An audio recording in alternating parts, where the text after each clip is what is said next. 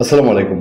বাংলাদেশের রাজনীতির খুবই প্রয়োজন এবং প্রাসঙ্গিক কারণেই আওয়ামী লীগ নিয়ে আমাদেরকে আলাপ করতে হয়, এবং আওয়ামী লীগকে যতই অপ্রাসঙ্গিক করার কাজ করেছে ইউনূস সরকার এবং তার গং তার লোকজন, ততই আওয়ামী লীগ প্রাসঙ্গিক হয়েছে। আমরা গত 1 বছর ধরে আপনাদেরকে বলছি, এবং আমি এই কথাও বলেছি যে আওয়ামী লীগের একটা সময়ে ডক্টর ইউনূসকে সম্বর্ধনা দিতে হবে, মরণোত্তর হলেও সম্বর্ধনা দিতে হবে, জেলুত্তর হলেও সম্বর্ধনা দিতে হবে, কারাবাসোত্তর হলেও সংবর্ধনা দিতে হবে। কারণ ডক্টর ইউনূস যেভাবে আওয়ামী লীগকে কোচলে গেছেন, আওয়ামী লীগকে তিতা বানিয়েছেন, আওয়ামী লীগের উপর স্টিম রোলার চালিয়েছেন, এতে করে ওই যে দলিত, অবহেলিত, নিষ্পেষিত এবং বাংলাদেশের মানুষ, সফট মানুষ, এই দেশের মানুষ সেই নিষ্পেষণের প্রতি একটু স্নেহাশীষ হয়ে ওঠে, তারা দুর্বল হয়ে ওঠে, ইমোশনাল হয়ে ওঠে।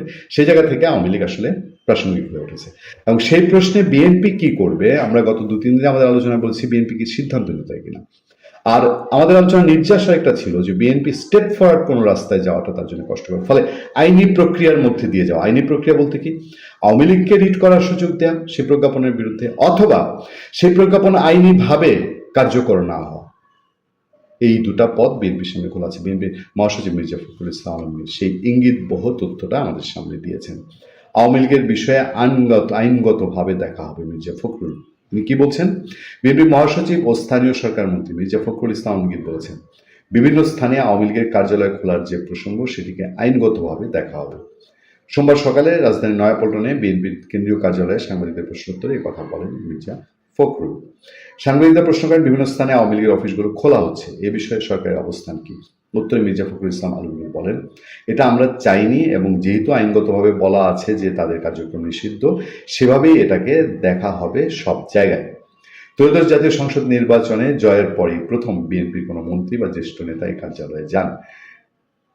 কাল একটা পত্রিকা নিউজ করেছে নির্বাচনের পর বিএনপি অফিস ফাঁকা, সে কারণে হয়তো মির্জা ফখরুল সে স্টেপ নিতে পারেন। সকাল 10:30টায় নয়াপল্টন অফিসে যান বিএনপি মহাসচিব মির্জা ফখরুল। সেখানে দলটির নেতাকর্মীরা মির্জা ফখরুলকে ফুল দিয়ে শুভেচ্ছা জানান। পরে সাংবাদিকদের সঙ্গে আলাপ করে মির্জা ফখরুল বলেন, নয়াপল্টনে বিএনপির এই কার্যালয় থেকে বিগত সময়ে সবচেয়ে বেশি আন্দোলন ও কর্মসূচি পালন করা হয়, যার নেতৃত্বে ছিলেন বিএনপির প্রয়াত চেয়ারম্যান ও সাবেক প্রধানমন্ত্রী খালেদা জিয়া।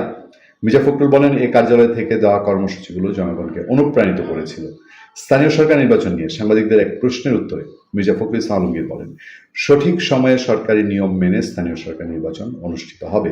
মির্জা ফখরুল বলেন, কতগুলো নিয়ম কানুন আছে, সরকারি সরকারি এবং যেসব প্রথা আছে সেগুলো কতগুলো মেয়াদ আছে, কতগুলো মেয়াদ শেষ হয়ে গেছে, সবগুলোকে এক জায়গায় নিয়ে এসে সরকারের তরফ থেকে একটি সঠিক সময়ে এই নির্বাচন দেওয়ার ব্যবস্থা আমরা করব।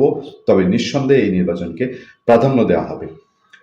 জাতীয় সংসদে সংরক্ষিত নারী আসনে বিএনপি আওয়ামী লীগকে নিয়ে মির্জা ফখরুলের গভীর বার্তা। থাকতে হবে, রাজনীতি ও দলের সঙ্গে সম্পৃক্ত থাকতে হবে। আমাদের পক্ষ থেকে যারা তাদের সঙ্গে সম্পৃক্ত আছেন তাদের প্রাধান্য দেওয়া হবে। দর্শক, আওয়ামী লীগ বিএনপির পক্ষে, দেশে আইন যখন বলছে আওয়ামী লীগ নিষিদ্ধ, তখন বিএনপির পক্ষে আনুষ্ঠানিকভাবে বলা সম্ভব না। বিএনপি মহাসচিব বলতে পারেন না যে হ্যাঁ আওয়ামী লীগ অফিস খুলতে থাকুক, এটা কোনো বিষয় না, সেটা বিএনপি বলতে পারে না। কিন্তু বিএনপি ওভারলুক করছে গত 1 সপ্তাহ, এটা তো বাংলাদেশের বাস্তবতা। বিএনপি মহাসচিব বলে যাবেন, আইনের কথা বলবেন, আইনের মানুষ এখন যেহেতু তিনি সরকারি দায়িত্বশীল মানুষ, তাকে সরকারের ভাষায় কথা বলতে হবে। ফলে রাজনৈতিক সমাধান, রাজনৈতিকভাবে বিএনপি যে হাঁটছে এবং আবার মাঠের বাস্তবতাও ঠিক রাখছে, বিএনপি মহাসচিব মির্জা ফখরুল ইসলামের বক্তব্যে বোধহয় সেটারই প্রমাণ মিলে। ভালো থাকবেন, সুস্থ থাকবেন। আপনার সাথে আমি আতিক রহমান, পূর্ণিয়া।